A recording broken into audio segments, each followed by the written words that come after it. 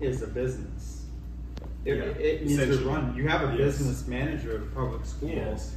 They make sure that you have enough money coming in. I mean, at simple form, you have enough money coming in, and you have enough money going out to pay for things. So a public school even has to have still needs to balance. Business plan. Still needs to balance. And you need to provide quality services. Yes. For the whoever your customer is, students and families, and so they'll continue to choose to come. Yeah, it's not quite the same, but in a general sense, quality assurance. So to say that Cornel is a business, it doesn't mean we just need to make money. It's more, any business needs to provide a quality service or product to the customer and take care of the customer, and in turn you're paid for that service. And I think for me that was hard as a teacher. I don't think about that as a teacher. You just worry about the kids, but really even in your own classroom, and put a different word in there, but you can think about it as a business. You need to provide books, good service, and pay the teachers. In order for you to provide that service, you need to have money coming in to help pay for the books and materials, and to help pay your salaries. Yes. So and as a teacher, you're busy and you have lots to do and lots to worry about, and it's not easy. So it's hard to think about the outside perspective, and that's okay. I mean, that's the main goal, is to focus on the children. But to have that perspective too, like for you guys, it's not an easy job either, and you're trying to kind of get everybody together, moving in the same direction to serve. And so I didn't really have that perspective as a teacher, my point. And I really started to realize that when we opened our own schools, that it is a business. I wish there was a different word, because I know everybody has bad connotation. Bad connotation in business. But basically like providing a service and getting paid for that value that you're adding. And so, really I think Cornel was pretty foundational in learning that. I don't know that I've ever really told you that, but being able to have a friendship with, she was my boss, but with Gilda at that time, and you could just kind of see it's a small enough group where you can see the different aspects of what it takes outside of my classroom to run a school, run a program, and a business that's providing that value and service. So, I think it's good to have that perspective. With that being said, what were your fondest memories? I mean, I know it's a long time ago, but you can think back. Besides meeting your wife, there was a lot of fond memories. The camaraderie with the teachers, the passion that the group shared of providing a quality education and service to not just the children, but the families as well. I certainly enjoyed the classroom and the love for learning that the kids had, and the emphasis on education that the parents had. And we had often the Taiwanese teacher would come and say, "Hey, so-and-so's parent wants you to talk to the child and ask you to have you tell them to behave or listen at home." Yes. So, I think other fun things were the relationships with the parents. They really look up to you and appreciate your caring for and educating their child. And we still, 15 years later, have parents that we keep in contact with. And it didn't work out this time, but every other time they have a group. Every other time we've had gatherings where most of the families from one year in particular come together. Wow. Is that choice? Now they're all in college, so it's a little bit harder. Amazing. After 15 years. Yeah. So what an impact. You know, most of the families that year came to our wedding reception. Yes. All the way in San That's Diego. amazing. Yeah. So yeah, I think the relationships was probably the fondest memory, and of course just the people and the culture and experience of a different culture and getting to travel and see and learn new things. And of course, every day it's really busy. The real point. No, we actually only worked together for 2.5 months. 2 months. Or you guys so. are quick. No, because you were like just new to came to Taiwan, and then I was about to go to get my master's degree in UK. So we only worked together for 2 months. Overlapped only 2 months. I remember that. Yeah, but then we still keep contact and talk on. I mean, with that time it's Skype. No FaceTime. You guys were serious. Yeah. So relationships were harder back then. It was, but I think this is also good for us, just to know each other through talk and not just like physical. Yes. Yeah. So that is lots of communication and to learn each other. Yeah, and find out the characters. Were you also in Nanmen? I was in Nanmen for 7 years. And then there's another campus, Huizhong, in not too far. Yeah, not too far from here. So I was there for 2 years. Yeah, and it learned. I mean, through the years, I learned a lot. So I was just freshly graduated from college and came to Cornel, and to be the accountant. Yeah, and then gradually BYU gave me the different jobs and promote me to different. The higher position, the different positions, so I was able to learn more from there. And you, Joe, did you come straight from college, or? I did. Yeah, I actually I student taught for a whole year, so halfway through that teaching experience for that year, I ended up going to the job fair in northern Iowa, and was interviewed by UB1, and so I had I still remember that moment. Talk to him. Actually, we were just talking earlier that I had some questions about the, job contract or insurance or something, and so Lucy figured that you must have called her back in Taiwan. Yeah, because I asked her I have to make sure the information is correct. So there already was a connection before then. So I didn't know where Taiwan was at that time. I knew that I thought I wanted to go to Asia. I thought it'd be a great experience, and Cornell was one of the schools, one of the few schools that was interested in me and left me a note. And I think that's also one thing to get him to Cornell, because the Cornell put a different pamphlet in your mailbox, whatever, and then she's just like, okay, I don't know where Taiwan is, I don't know what Cornell school about, but I'm going to try. Might as well go interview. Yes.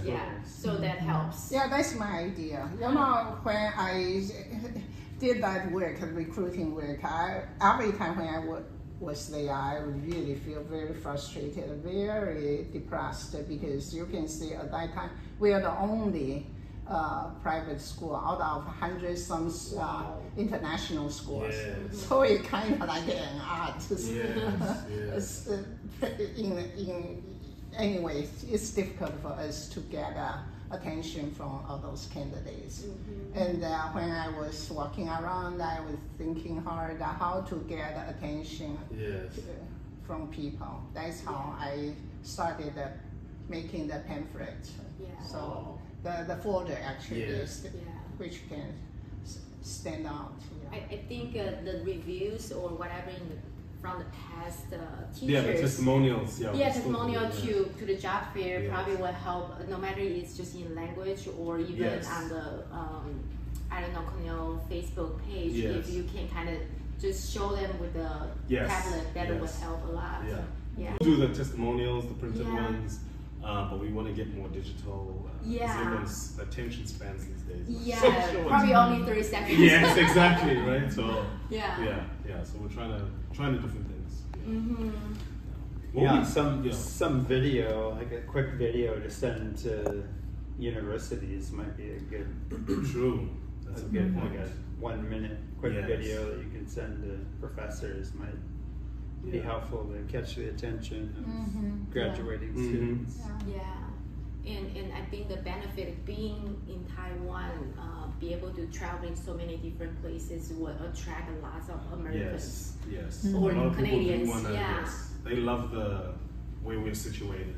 And So, well, do you have any advice that you would give for potential teachers or even the teachers that are already here, just from what you learned at the school and kind of what has transpired in your life since? You know what I mean? Like in terms of just how your mindset changed and stuff like that. I would say that probably the biggest thing for me was just being open-minded and excited to learn a new culture. I know that there's a lot that's different, but there's also a lot that's the same. And we're all humans, and I really appreciated. I could have had a more open mind, but I appreciated going and learning new things and not. I know it's easy, and we've seen this in America with different groups, where like your same people, whether it's we're all American or South African or wherever, Canadian, you tend to, or speak the same language, you tend to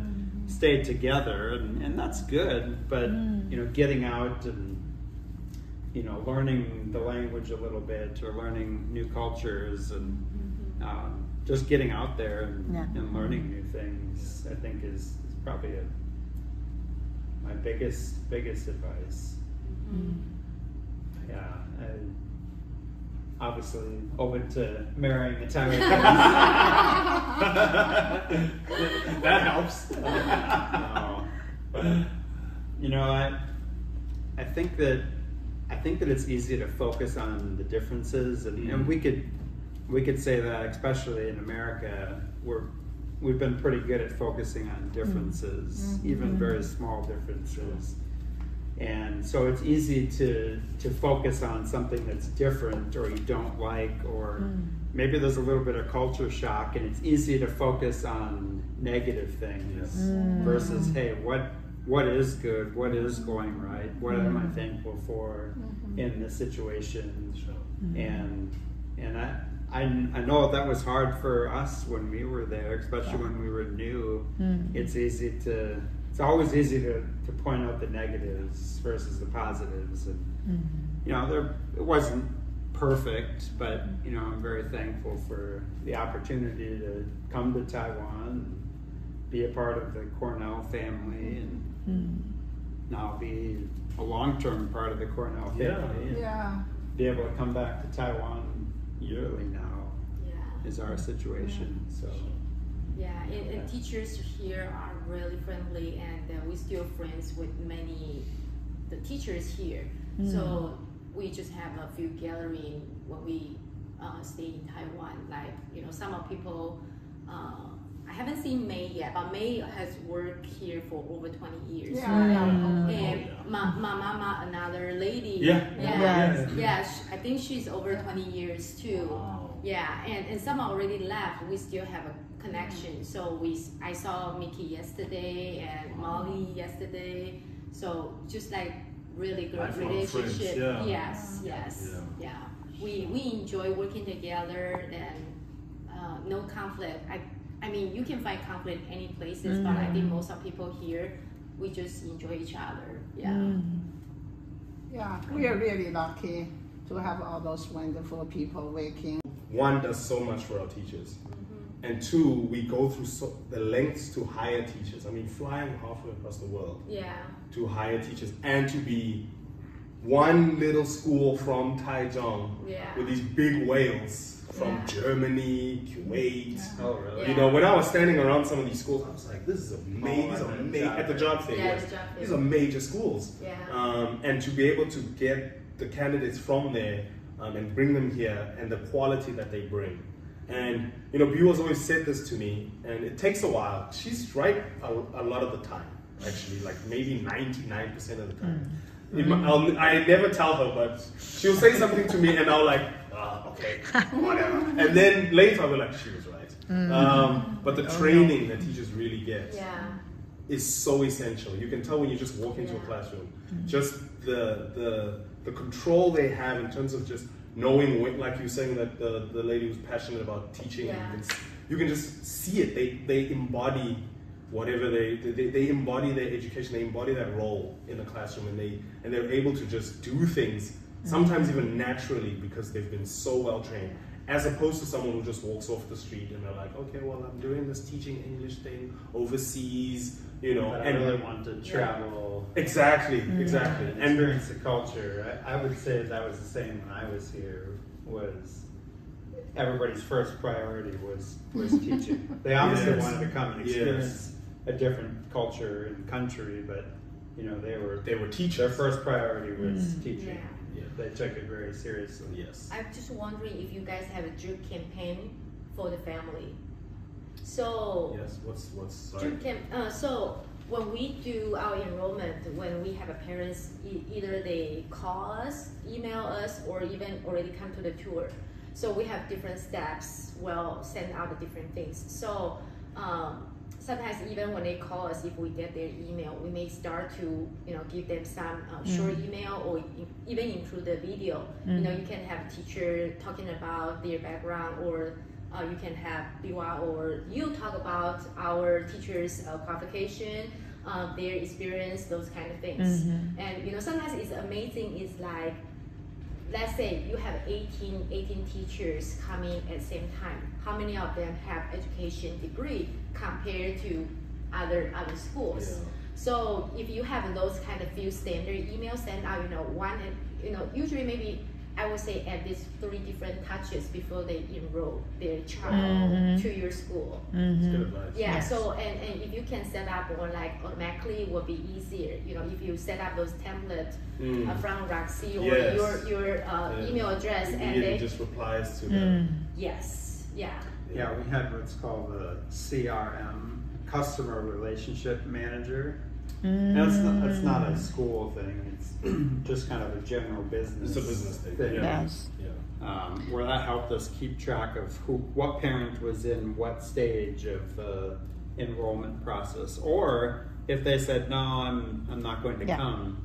I figured out maybe 6 months later, they changed their mind. You've got openings, and maybe you want to check in and say, hey, we just wanted to check in. We have this going on. That's a good idea. And sometimes it could be the tips because they have a child have behavior issue or development question, and you can include those information into your dream campaign. And then more professional information they see, and the funny video they see, they'll just like, oh, I think I like this school. I like that idea. Obviously, I think the tour is very important.